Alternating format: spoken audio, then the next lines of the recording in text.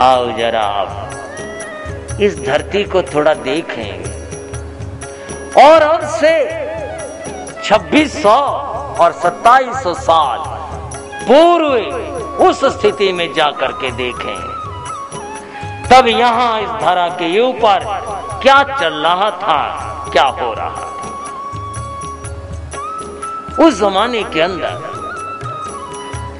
वैशाली नाम की नगरी का बड़ा महत्व भी था और वैशाली का साम्राज्य पूरे भारत में प्रसिद्ध था।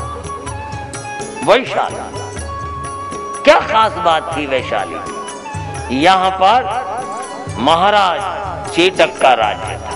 कहां बंधु जरा, अब हम इतिहास में चल रहे हैं। उनके रानी का नाम सुभद्रा था। इस दुनिया को गणतंत्र की जो देन है वह महाराज चेटक की देन है। दुनिया को उन्होंने सबसे पहले गणतंत्र स्थापित किया था। उन्होंने दुनिया के अंदर सबसे पहले। इनके 18 मित्र राजा थे महाराज चेटक और 8 कुल थे राजाओं के, जिनमें भोग, इक्ष्वाक, ज्ञात्री, कौरव, लक्ष्मी और उग्र, विदेह और व्रज, ये 8 कुल थे। बंधुओं, थोड़ा सा उनके वैभव की बात करेंगे। इतिहासकारों ने लिखा वैशाली के अंदर 8000 सरोवर थे। इतनी विशाल नगरी थी। और अजीब बात थी, जिस आदमी के पास सबसे ज्यादा धन होता, सबसे ज्यादा एक सीमा तक बात करते हैं, उनको राजा की ओर से अनुमति होती थी कि वो अपने घर के ऊपर स्वर्ण कलश लगा सकते थे। ऋषभ बिहार में तो लगा हुआ। वैशाली में 7000 स्वर्ण कलश लगे हुए थे भवनों के ऊपर। 14000 रजत चांदी के लगे हुए थे और 21000 ताम्र के लगे हुए थे, जो क्रमशः नीचे और नीचे। राजा चेटक के 10 पुत्र थे। चेटक इतिहास के अनुसार, ये कोई धार्मिक इतिहास नहीं है, केवल इतिहास की बात कर रहा हूं। 7 इसकी पुत्रियां थी राजा चेटक की, और इसका जो बड़ा बेटा था उसका नाम सिंहभद्र था। बड़ा दुर्दांत आदमी था, अपने जमाने का बड़ा भयंकर लड़ाका। इसलिए राजा ने अपने बड़े बेटे को अपना सेनापति बना दिया था। सिंहभद्र का नाम इतिहास में इतना खौफनाक है, जिस युद्ध में ये चला गया जीत करके लौटा। बंधुओं, इस वैशाली के करीब पास में कुछ तो इसकी व्याख्या इतिहासकारियों करते हैं दिल्ली और नई दिल्ली, कुछ उपनगर के रूप में और कुछ पास में 2 विशिष्ट उपनगर बसे हुए थे, जिनमें एक का नाम क्षत्रिय कुंडग्राम था, एक का नाम ब्राह्मण कुंडग्राम था। बात करेंगे क्षत्रिय कुंडग्राम। क्षत्रिय कुंडग्राम और उसके अधीनस्थ भूमि, गांव और अन्य स्थान, यहां के राजा थे सिद्धार्थ।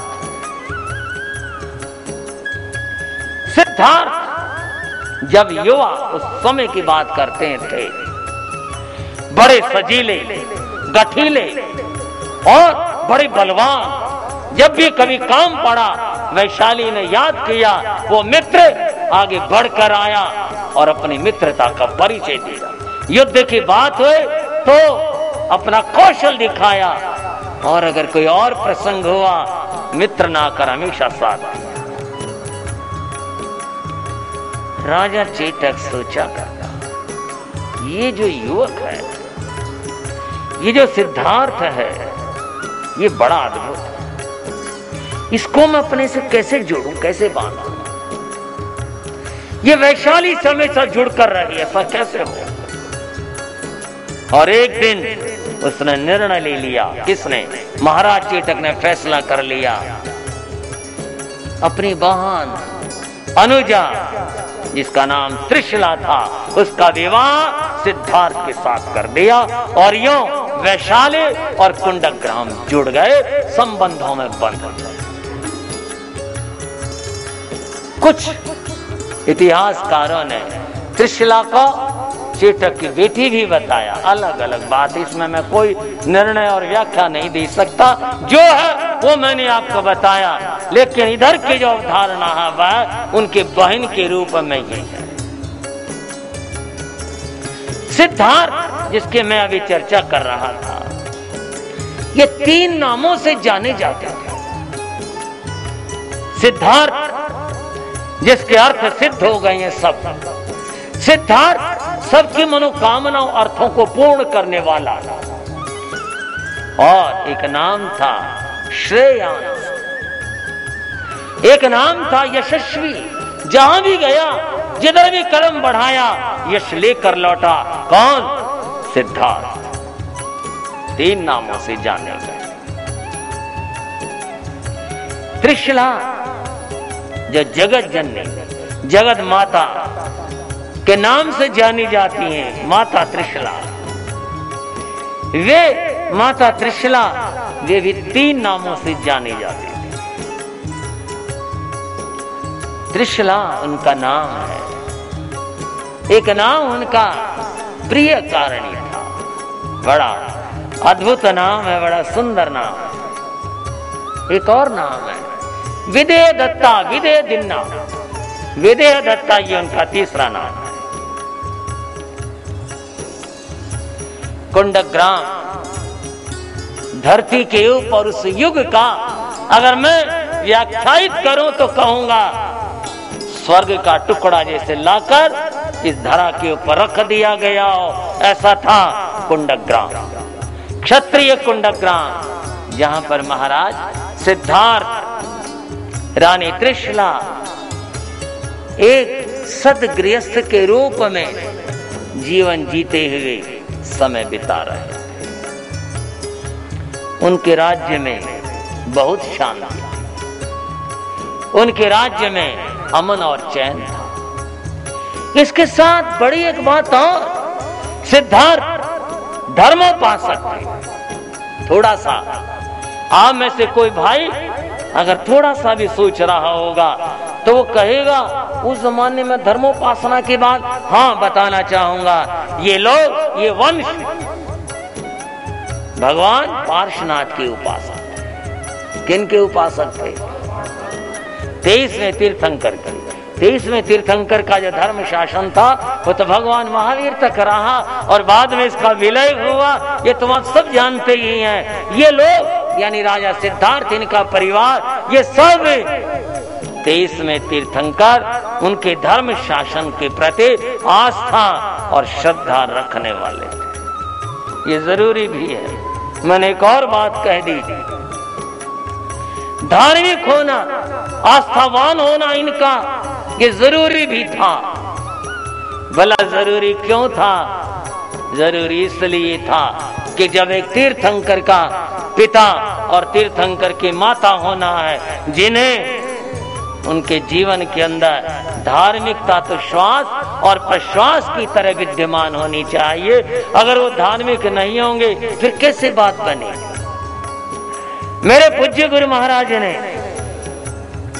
एक निबंध के अंदर लिखा, वो बड़ी ध्यान देने की बात। उन्होंने लिखा, एक ईमानदार नौकर के लिए एक ईमानदार स्वामी चाहिए। बंधुओं, एक ईमानदार नौकर के लिए स्वामी भी कैसा चाहिए?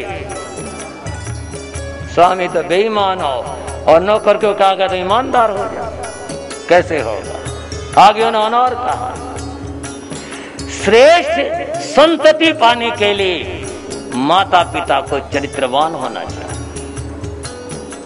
अगर श्रेष्ठ संतति चाहते हैं अगर माता पिता का अपना चरित्र नहीं होगा तो फिर भला श्रेष्ठ संतति कैसे प्राप्त होगी? वो तो तभी संभव है कि जब माता पिता का चरित्र ऊंचा हो।